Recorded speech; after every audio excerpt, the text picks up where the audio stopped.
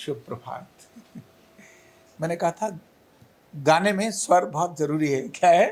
क्योंकि स्वर क्या है जीवन में? गीत क्या भरता है, यानी पुराने गीत सुनते रहना चाहिए। पुराने गीत सुनने से क्या होता है?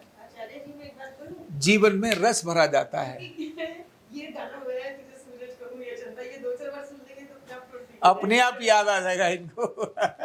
ठीक बात कह रही आप। तो जीवन में अगर रस नहीं है, क्या नहीं है, तो सूखापन आएगा। क्या आएगा? सूखापन आएगा। सूखापन आएगा तो क्या आएगी? अकड़ आएगी। क्या आएगी? जैसे मैंने बोला था, सूखा पेड़ कैसा होता है? अकड़ने लगता है। जो गीला पेड़ है उसकी डाली मोड़ो तो मुड़ जाती है, सूखे पेड़ की डाली नहीं मुड़ती। गीले पेड़ की डाली रसीली, जो रसीले पेड़ है उनकी डाली क्या है? झुक जाती है। तो जिनमें झुकना है, क्या है जिनमें? इसका मतलब वो रसीले हैं। जो झुकते हैं मतलब रसीले हैं, जो नहीं झुक रहे हैं इसका मतलब क्या है? वो सूखे हैं और अकड़े हुए हैं। तो जो अकड़े हुए हैं वो अकड़े हुए कभी भी क्या होंगे? टूट जाएंगे। अकड़ व्यक्ति को तोड़ देती है, अंदर से भी और बाहर से भी। बेशक दिखाए कि मैं बहुत मजबूत हूं, बेशक दिखाए, लेकिन अकड़ किसी की भी सही उसको तोड़ देती है। इसलिए कभी भी अकड़ नहीं रखना। सूखा पेड़ अकड़ता है, डाली थोड़े से छूटने से ही टूट जाती है, आवाज भी करती है। क्या करती है? आवाज भी करती है। सो हमेशा झुकना, रसीला रहना, सुधरने के स्कोप रखना। वो जो पेड़ है ना सूख गया है, क्या उसमें कुछ सुधरने के स्कोप है? बोलो, नहीं है ना। लेकिन जो पेड़ हरा है, जो गीला है, जो झुक रहा है, क्या उसमें सुधरने के स्कोप है? हैं। उसकी डाली को किधर भी मोड़ के ऐसे रख दोगे तो वो डाली पर उसी दिशा में जाएगी। देखा होगा ना, डालियों को दिशा बदल दी, अब वो दिशा, आप पेड़ उसी दिशा में बढ़ना शुरू हो जाता है। तो हमेशा झुकना, हमेशा ढलना, हमेशा अकड़ से दूर रहना, ये आपके रसीलेपन को दिखाता है। ये जिंदगी में सुख देता है, आनंद देता है, मस्ती देता है। और ये सब पुराने गीत सिखाते हैं। क्या सिखाते? गीत सिखाते हैं। ये पुराने गीतों को हमेशा गुनगुनाते रहो। क्या करो? गुनगुनाते रहो और उन गीतों के शब्दों में चले जाओ, क्योंकि वो सभी राग से प्रेरित हैं। किससे प्रेरित हैं? राग। जहां अनुराग आता है, क्या आता है? अनुराग आता है। राग से अनुराग, राग से अनुराग आता है। अनुराग बंधन का कारण होता है, राग बंधन का कारण नहीं होता। राग और अनुराग समझते हैं? अनुराग बंधन का कारण होता है। अनुराग मतलब मोह, लेकिन राग मोह से विरक्ति है। राग क्या है? मोह से विरक्ति है। इसीलिए गाने वाले लोग सिद्ध हुए और हमेशा के लिए तर गए, लेकिन उन्हें रागों में गाया। किस में गाया? और मैं आपको ये बताऊंगा किसी दिन, क्योंकि मैंने पीछे साधना करते समय इन चीजों को देखा और अनुभव किया और अध्ययन किया कि कौन से वाद्य यंत्र कौन से राग पैदा करते हैं, आपके कौन से चक्र पर उसका क्या प्रभाव होता है।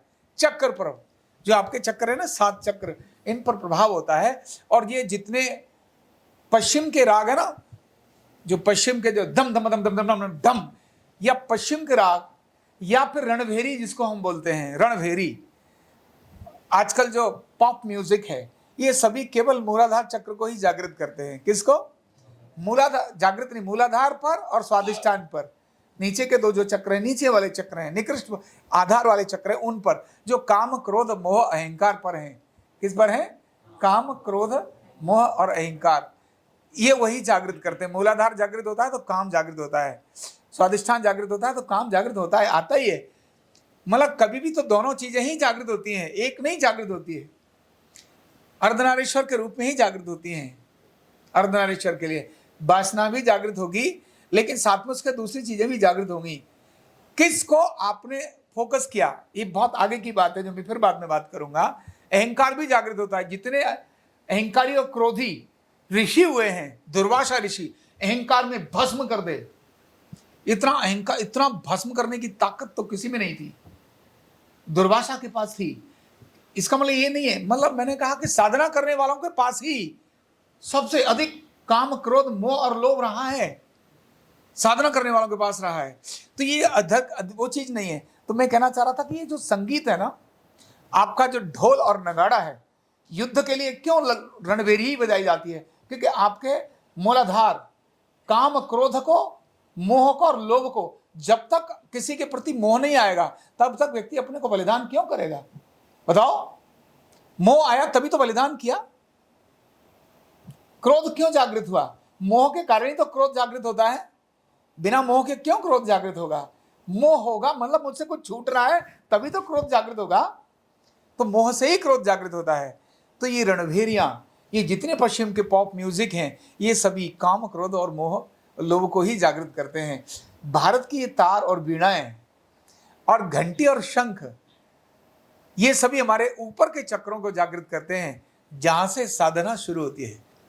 इसीलिए मंदिरों के अंदर गर्भगृह में घंटियां होती हैं, शंख होता है, नगाड़े नहीं होते। क्या नहीं होते? नगाड़े बाहर होते हैं। नगाड़े कहाँ होते हैं? डम डमाडम, डम डमाडम बाहर होगा, अंदर घंटी और शंख ही होगा, वहां पर वीणा ही होगी। इसीलिए भगवान के फाइनल जो संगीत हैं, जो गीत हैं, वो वही हैं। तीव्र गीतों से भगवान की प्रसन्नता, मोह से, राग में बोल रहा था। तो जीवन में क्या है? राग आना जरूरी है। राग गाइए, इसके लिए विशुद्धि जो चक्र है हमारा, ये एक्टिवेट होता है। गाना गाने से कौन सा चक्र एक्टिवेट होता है? विशुद्धि चक्र एक्टिवेट होता है। और विशुद्धि से ऊपर की यात्रा फिर आगे शुरू होती है। इसीलिए रसीले रहिए, अकड़ जीवन में नहीं लाइए। क्या मत लाइए? इसीलिए गाइए, कुछ लिखिए, कुछ सुनिए, कुछ पढ़िए। ये जीवन के अंदर आनंद भरते हैं। क्या भरते हैं? आनंद भरते हैं। Thank you so much.